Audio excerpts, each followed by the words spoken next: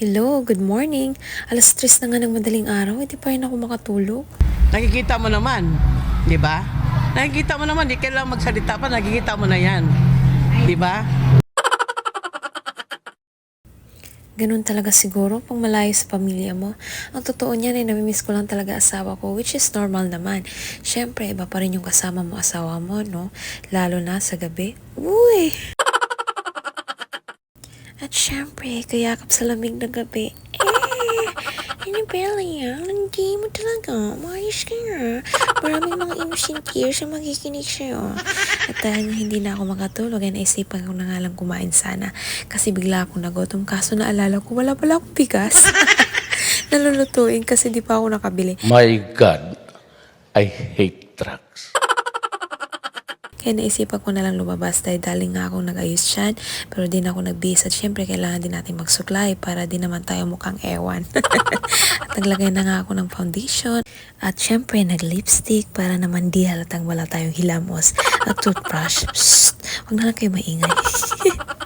At para na rin matakpan ng mga muta natin dyan.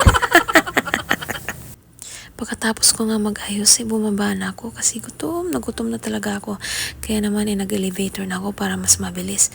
Kaso ang tagal naman magbukas. Akala mo naman ay LRT, mahaba ang pila. Yun na nga, nasa loob na. Abay, ito na naman si Catch. Napaka-cute na naman sa loob ng elevator. Partida, gutom na yan ha. Pero ang likalik pa din. Every time na lang na may makitang salamin na hindi talaga mawawala ang pose at pa-cute. Ay siya, hayain na. Eh, dyan ako masaya eh. Yun na nga, nung paglabas ko, ang daming sasakyan. Ako lang yata ang tenant dito na walang ganyan. Kaya siguro sumasakit mata ko pag nakikita ko mga sasakyan sa labas. Uy! Hindi ako naiinggit, no? By the way mga pangga, dito pala ako nagsistay sa building na to. Nasa 3rd floor yung sa akin. Gustong gusto ko ang place na to bukod sa maganda na at tahimik ay may access na sa lahat, like malapit lang sa sakayan. Kahit saang ruta ka pa ay very accessible na at mabilis lang makasakay. And aside from that ay malapit lang din sa palengke at mga grocery store. At higit sa lahat may malapit din na makakainan sa mismong labas lang talaga ng building. Tulad now sa pupuntahan ko. Pag wala akong maluto sa apartment ko or tinamad lang talaga ako magluto kasi tamad naman talaga ako. Ay dito ako lagi napunta kasi bukod sa masarap na, ay napakamura na din. At dinadayo kasi talaga to ng mga tao kaya laging crowded. Buti na lang ngayon wala masyadong tao kaya masaya ako. Kasi pag madaming tao ay pilahan talaga kasi nga masarap talaga siya dito. At napakabait pa ng mga workers dito. Take note guys, kilala na nila ako. Halos araw-araw ba naman ako nandito? At saka mga Bisaya din halos nagtatrabaho dito kaya ka-vibes ko. Natatagalan pa ako sa order ko dito. Kasi gusto ko nga sana ng sabaw or lugaw. Pero gusto ko din ng pork silog. Kaya sabi ni ating ay bigyan na lang daw niya ako ng sabaw, which is may free sabaw naman talaga lagi dito. Kaya naman pork silog na lang ang in-order ko. While nag-aantay nga ako sa order ko dyan, ay gumawa na ako ng sauce ko. Alam niyo ba na ever since kahit nung nasa province pa ako, ay ito lagi kong ginagawang sauce na pinagsamang suka, ketchup at syempre may chili. Masarap kasi talaga siya guys. Lagi nga akong nasasabihan ng mga kaibigan ko na weird daw.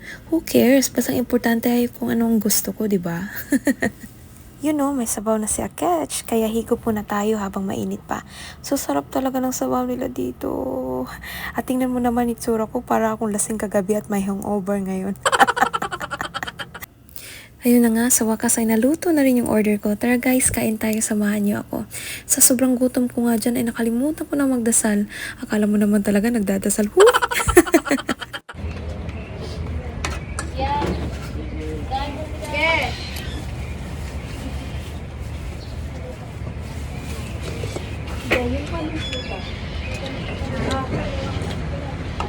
A few moments later.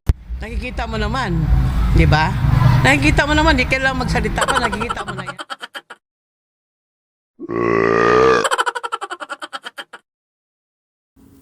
At dahil nga tapos na rin ako kumain, ay umalis na din agad ako kasi medyo dumadami na rin yung mga tao. Grabe guys, sobrang busog ko. Sino naman hindi mabubusog sa 2 order ng rice? At 3 bowl ng sabaw, di ba? Ganyan ako kalakas kumain guys. Partida, naka 2 rice na yan ha. Pero may take out order pa. Shhh! huwag kayong maingay. Sikreto lang natin to. Huwag niyong ipagkalat.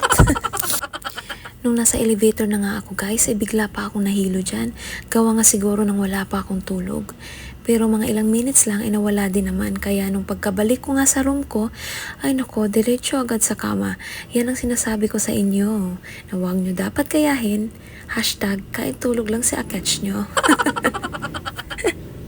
Hindi naman, may work naman ako last week. Kaka-resign ko lang kasi.